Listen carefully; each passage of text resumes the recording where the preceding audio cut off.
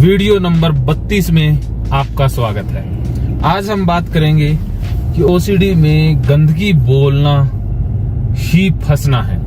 आपने ये बोलना ही नहीं है कि गंदगी है, तो क्या बोलना है वो पूरा जानिएगा इस वीडियो में। इससे पहले हमने लगभग 30 से ऊपर वीडियो ओसीडी टिप्स के बारे में बनाए हैं। आप उन्हें भी देखिएगा, आपको बहुत कुछ जानने को समझने को मिलेगा। इस वीडियो में आप खूबसूरत नजारे भी देखेंगे। मैं और दयाराम जी जा रहे हैं श्रीनगर। हम लेह से निकल चुके हैं और श्रीनगर के लिए रवाना हो चुके हैं। अभी सिसपोल आएगा। रास्ते का नजारा बेहद खूबसूरत है।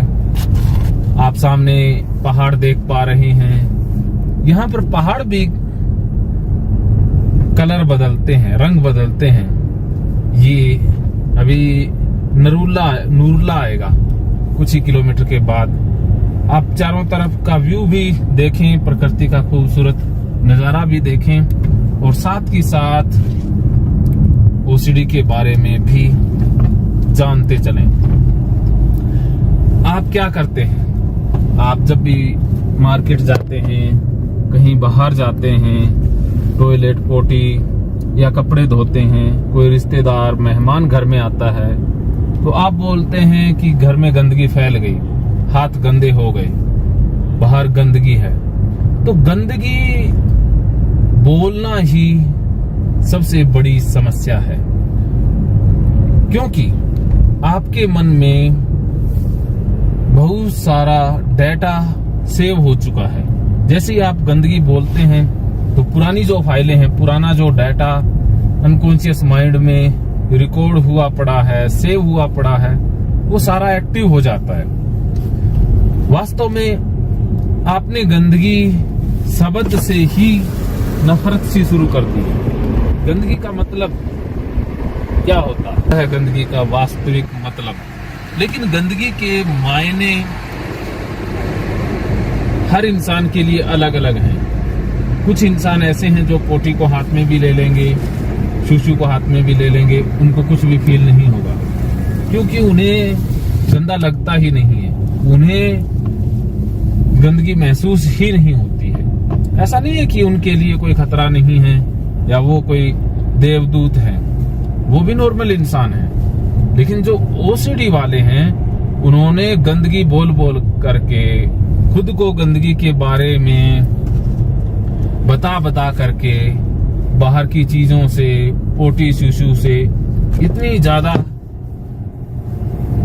नफरत सी मन में भर ली है कि जैसे ही वो गंदगी बोलते हैं तो वो सारा डाटा जो पिछला पूरा रिकॉर्ड हुआ, सेव हुआ डाटा एक्टिव हो जाता है।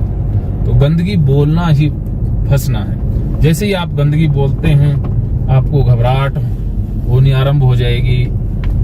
गंदगी शब्द से ही अब कंडीशनिंग हो गई है। जैसे गंदगी शब्द में कोई गंदगी नहीं है, जैसे दूध शब्द में कोई दूध वाली बात नहीं है।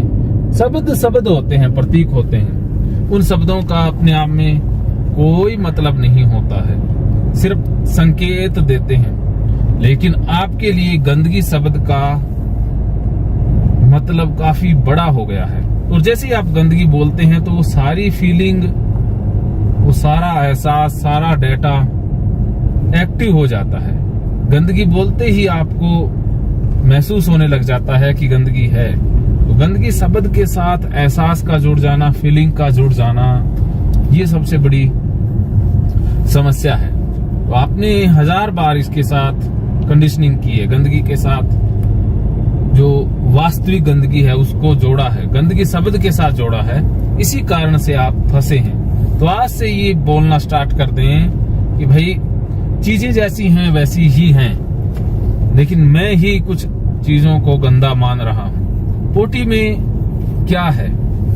कुछ केमिकल हैं, कुछ गैसें हैं, एक बायो वेस्टेज है। उसमें गंदगी वाली कौन सी बात है? गंदगी तो होती ही नहीं है। अगर गंदगी पोटी में होती तो लैब में डॉक्टर क्या पोटी टेस्ट करते?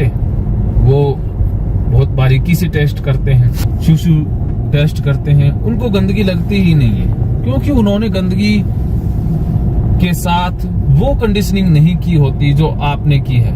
तो अब आपको ये समझ लेना है कि मेरी ही कुछ ज्यादा कंडीशनिंग गलत हो गई है, भारी हो गई है, और वो भारी इतनी हो गई है कि आपको तो शब्द बोलते ही वो फीलिंग महसूस होने लग जाती है। तो अब आप जब भी बाहर जाएं, घर में कोई आए तो गंदगी ना बोलें। बाहर गए, चाहे नाली का छींटा पड़ा, चाहे कुछ लग भी गया तो कहें कि कुछ मिट्टी या कुछ चीजें लग गई हैं, मैं उनको साफ कर लेता हूं, लेकिन गंदगी ना बोलें। गंदगी बोलना बंद कर दें, ओसीडी में कमी आ जाएगी। ये टिप्स फार्मूला आप अप्लाई करके देखिएगा, आपको काफी फायदा होने वाला है। इस तरह के और बहुत सारी बेहतरीन टिप्स आपको गीता कोर्स में मिल ही जाएंगे। आज के इस वीडियो में इतना ही, फिर मिलेंगे किसी नेक्स्ट वीडियो में। उसमें हम बात करेंगे फिर से एक नए टॉपिक की, और आपको आगे के खूबसूरत नज़ारे भी मैं दिखाऊंगा, खूबसूरत व्यू भी आप देखेंगे, जिसमें प्रकृति के सुंदर नज़ारे वो भी आप देखेंगे। तो आगे की वीडियो भी आप देखें। तब तक के लिए मानो तो मौज है, वरना समस्या तो रोज रोज है।